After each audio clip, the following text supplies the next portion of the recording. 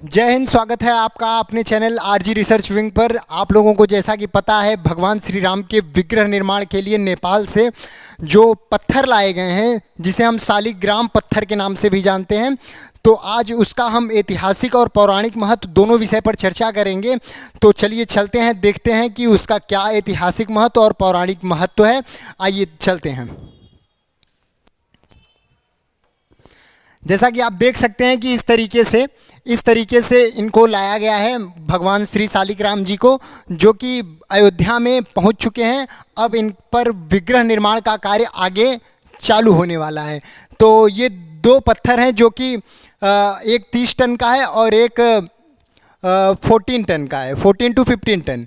ये दो पत्थर हैं जो कि नेपाल का भेंट कह लीजिए, जो कि भारत को है, भगवान श्री राम का ससुराल कह लीजिए, कुछ भी कह सकते हैं आप। वो भारत को एक भेंट स्वरूप में दिया गया है ये दोनों।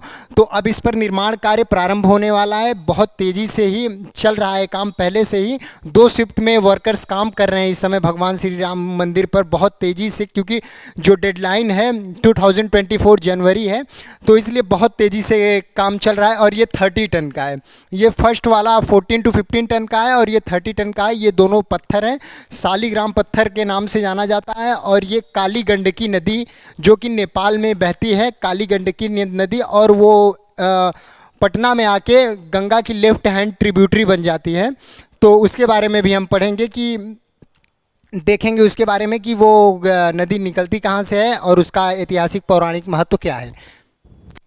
तो जैसा कि आप देख सकते हैं, 2 शालिग्राम पत्थर हैं। एक 5 से 6 फीट का उसकी बेड्थ है और हाइट उसकी 4 फीट की है।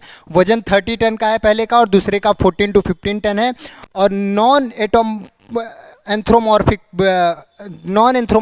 पत्थर हैं, जो कि गैर मानव रूपी, जो कि गैर यानी कि वो किसी मूर्ति फॉर्म में नहीं है, किसी उसके फॉर्म में नहीं है, किसी आर्किटेक्चर के फॉर्म में, वो केवल एज शालिग्राम पत्थर के रूप में है। तो ये नॉन एंथ्रोमॉर्फिक जो पत्थर हैं, स्टोन्स हैं, वो इनका नाम दिया गया है। और ये 400 से 600 मिलियन ईयर एगो, यानी कि इतने पुराने पत्थर हैं, 400 से 600 million, such a huge time, जो कि बहुत पुराने पत्थर हैं, ऐसा दावा किया जा रहा है। काली गंडकी नदी के में मिलता है, जो कि काली गंडकी नेपाल की मुख्य नदियों में से एक है।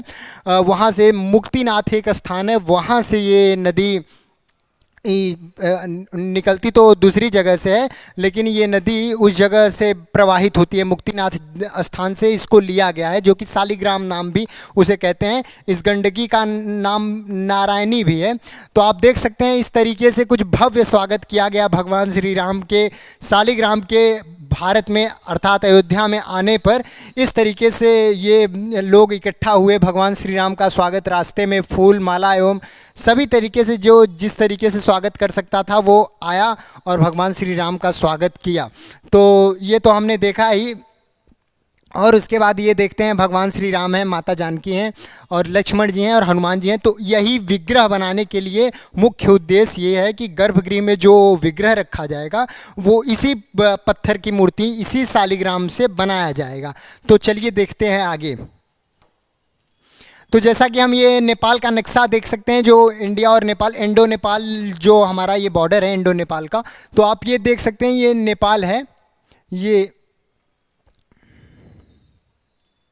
नेपाल है। और नेपाल में आप ये देखिए, ये जो रिवर है, इसी का नाम है काली गंडकी रिवर।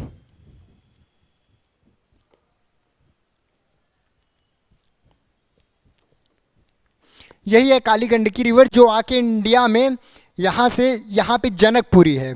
यहीं पे यहाँ के रहने वाले, यहीं के राजा थे जनक, जहाँ पे माता सीता का जन्म स्थान बताया जाता है जनकपुरी में, जो कि नेपाल में पड़ता है। और आप ये देख सकते हैं, जो ये नदी आ रही है इधर से, वो पटना में आके गंगा नदी से मिल जा रही है। तो ये गंगा की लेफ्ट हैंड ट्रिब्यूटरी है, यानी कि बाएं हाथ की, बाएं किनारे की ट्रिब्यूटरी है, बाएं तरफ से गंगा में आके मिल रही है। तो ये गंगा की लेफ्ट हैंड ट्रिब्यूटरी है। आप ये इसकी जियोग्राफिकल, ये काली गंडकी नदी इस काली नदी से डिफरेंट है। ये काली नदी भारत में लिपुलेख दर्रा और ये काला पानी का विवाद, ये नदी दूसरी है काली नदी, और ये काली गंडकी नदी दूसरी है। तो कंफ्यूज नहीं होना है। तो आप देख सकते हैं यहाँ यहाँ पे पटना में आके ये गंडक नदी आगे मिलती है। यहाँ पे इसको नारायणी नदी और काली गंडकी नदी से नाम से जानते हैं, नारायणी भी कहते हैं। तो ये देख लिया आपने काली कंकड़। आप इस तरीके से देख सकते हैं, ये जो पत्थर आप देख रहे हैं ना, यही है शालिग्राम पत्थर, जो कि आप यहाँ पे स्पष्ट रूप से इस नदी में के किनारे पर देख सकते हैं। यह नदी का किनारा है जहाँ पर ये पत्थर आपको मिल जाएंगे आसानी से, जो कि एक इन्हें माना जाता है हिंदुइज्म में कि ये भगवान विष्णु को का प्रतिनिधित्व करते हैं और इनकी पूजा हिंदू धर्म में बहुत ही अच्छी तरीके से भगवान विष्णु का प्रतीक मानते हैं इनको। तो आप समझ सकते हैं भगवान विष्णु का को हाँ हिंदुइज्म में कितना ज़्यादा उनका महत्व है। तो काली गंडकी रिवर जैसा कि हमने बताया बाईं ओर की सहायक नदी है, लेफ्ट हैंड ट्रिब्यूटरी है। मिट्टी के अवसाद यानी कि इसमें क्ले और सिल्ट, ब्लैक क्ले और सिल्ट होने की वजह से ये नदी काली काली है, मतलब पूरी पानी जिसका जो वाटर है ग्रे और ब्लैक कलर में है, क्योंकि इसमें मिट्टी के अवसाद ज़्यादा पाए जाते हैं, यानी कि ब्लैक सिल्ट ज़्यादा पाए जाते हैं। नेपाल हिमालय के दामोदर कुंड से ये निकलती है, नेपाल हिमालय के दामोदर कुंड से ये नदी निकलती है। ये जो जगह है नेपाल हिमालय से दामोदर कुंड है, दामोदर कुंड से ये निकलती है।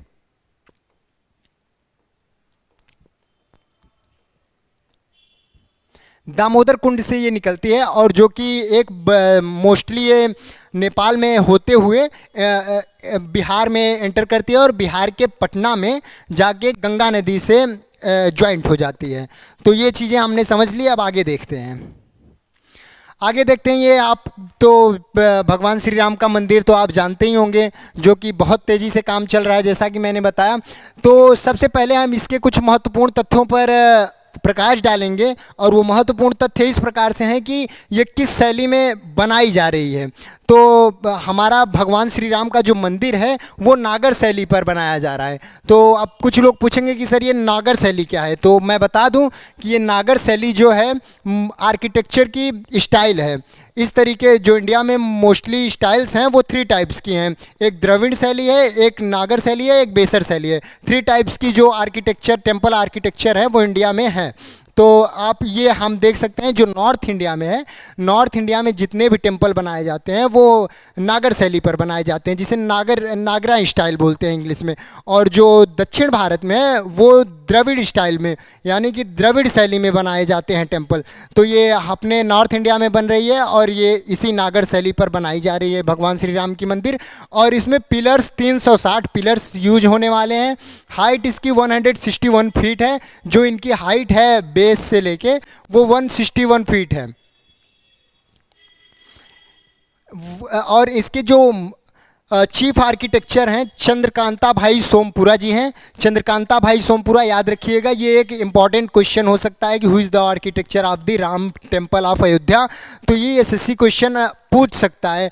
श्री चंद्रकांता भाई सोमपुरा ये हैं और इसकी जो डेडलाइन है लास्ट ये कब बन के तैयार होगा वो 1 जनवरी 2024 को ये राम मंदिर का इनॉग्रेशन हो जाएगा।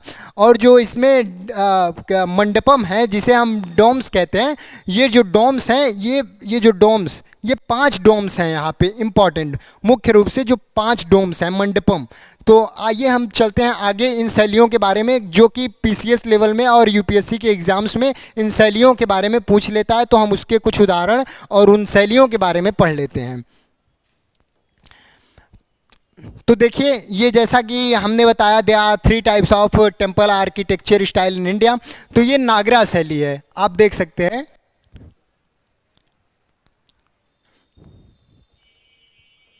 ये नागरा स्टाइल आर्किटेक्चर है। नागरा स्टाइल में क्या होता है, ये 2 मंडपम ये जो होते हैं ये मंडपम होते हैं, जिसे मंडप भी बोलते हैं। आप ये मंडपम है और उसके बाद ये जो होता है ये होता है इसका शिखर, ये इसका शिखर होता है। और ये जो होता है इसका गर्भगृह होता है, जिसमें भगवान या जो भी भगवान है, जो भी मूर्ति है, विग्रह है, उसको यहाँ पे स्थापित किया जाता है। इसके बाद द्रविड़ स्टाइल है, जो कि नॉर्थ इंडिया में नहीं, ये साउथ इंडिया में होता है। ये नॉर्थ इंडिया में ये टेम्पल्स मिलते हैं, ये साउथ इंडिया में ये टेम्पल्स मिलते हैं। तो आप देख सकते हैं ये द्रविड़ स्टाइल है, द्रविड़ स्टाइल ऑफ आर्किटेक्चर। ये इस तरीके से बनाया जाता है। इसका मंडपम कुछ इस तरीके का होता है, जो कि एक सामान्य घर के तरह होता है, मतलब एक लंबी श्रृंखला में होता है। ये द्रविड़ स्टाइल में बनाया गया है। तो आप मोस्टली से आप जो भी पिक्चर्स देखेंगे साउथ में इस तरीके की मंदिर आपको ज़्यादा देखने को मिलेंगी। और आप ये देखिए, ये दोनों का कॉम्बिनेशन होता है जिसे कि वेसर स्टाइल बोलते हैं। वेसर, इसे वेसर स्टाइल बोलते हैं। मोस्टली ये पीसीएस या एसएससी में कभी कभी इस यहाँ से भी क्वेश्चन आ जाते हैं, लेकिन स्टेट पीसीएस में ये सारे क्वेश्चंस पूछे जाते हैं।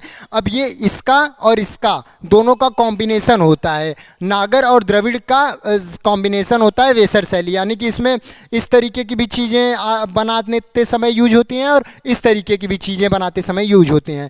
तो आप ये देख लीजिए, नागर शैली का जो एक उदाहरण मैं आपको बताता हूँ, कादरिया महादेव मंदिर जो कि मध्य प्रदेश में स्थित है। और द्रविड़ शैली का एक उदाहरण बताऊं तो चेन्ना केशव मंदिर जो कि वेल्लूर में है, केशव टेम्पल सोमनाथपुरम, ये भी एक इसका उदाहरण है द्रविड़ शैली का।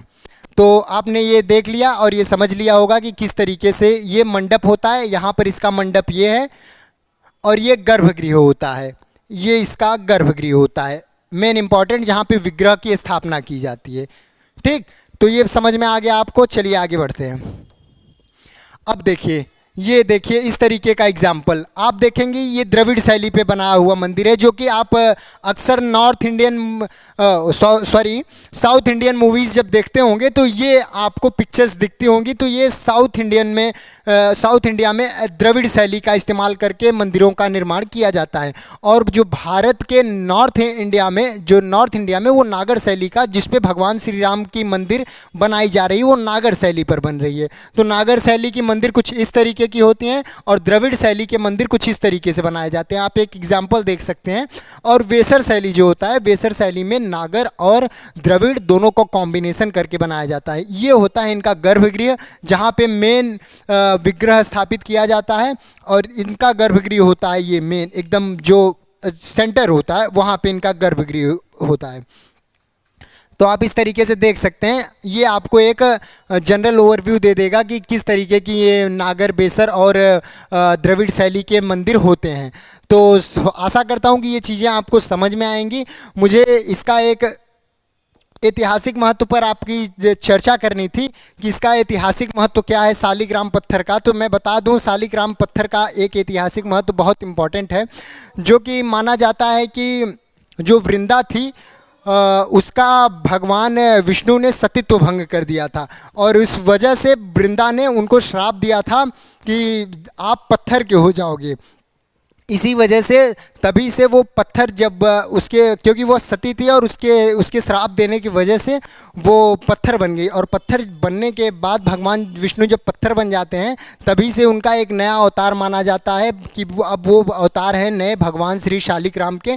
और वृंदा आगे चल के तुलसी बनती है और इसीलिए वृंदा अर्थात तुलसी भगवान विष्णु के ऊपर कलंक के रूप में चढ़ाई जाती है। उन्हें कलंक माना जाता है कि इसीलिए वृंदा को भगवान विष्णु के सर पे हमेशा भोग लगाते वक्त तुलसी माता को उनके ऊपर रखा जाता है कि बिना तुलसी के उनको भोजन नहीं मिलता भगवान विष्णु को। इसलिए भगवान विष्णु के भोग में सदैव तुलसी डाला जाता है, जो कि वृंदा है।